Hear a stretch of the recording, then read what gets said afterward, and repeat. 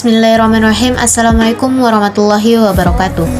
Perkenalkan, nama saya Sri Kandisa Zahrani, NIM A251210116, kelas C, Prodi Pendidikan Kimia, Fakultas Keguruan dan Ilmu Pendidikan Universitas Tadulako.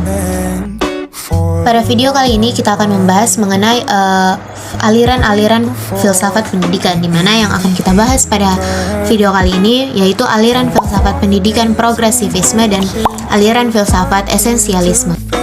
Nah, apa sih yang dikemukakan oleh aliran filsafat pendidikan progresivisme ini?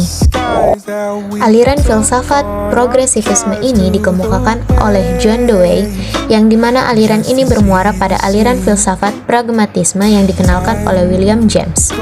Secara bahasa, progresivisme berasal dari kata progresif, yang artinya bergerak maju. Salah satu aliran filsafat pendidikan modern yang menginginkan adanya perubahan mendasar terhadap pelaksanaan pendidikan ke arah yang lebih baik.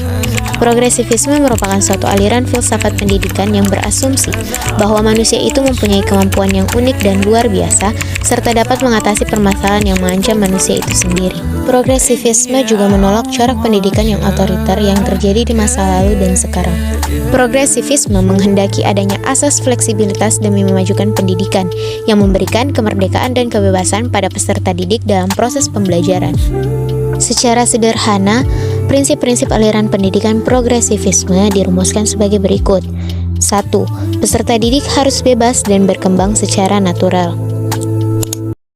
Kita yang membeli, kita disebut apa? Membeli. Oh iya, disebut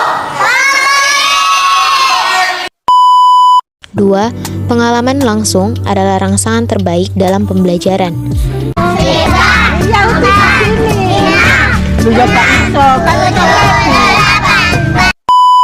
Ketiga, guru harus bisa memandu dan menjadi fasilitator yang baik. Keempat, lembaga pendidikan harus menjadi laboratorium pendidikan untuk perubahan peserta didik.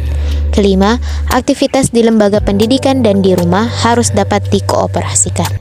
Dalam konteks pendidikan di Indonesia, konsep Merdeka Belajar yang dirancang oleh Mendikbud Republik Indonesia baru dinilai sebagai kebijakan besar untuk menjadikan pendidikan di Indonesia lebih baik dan maju.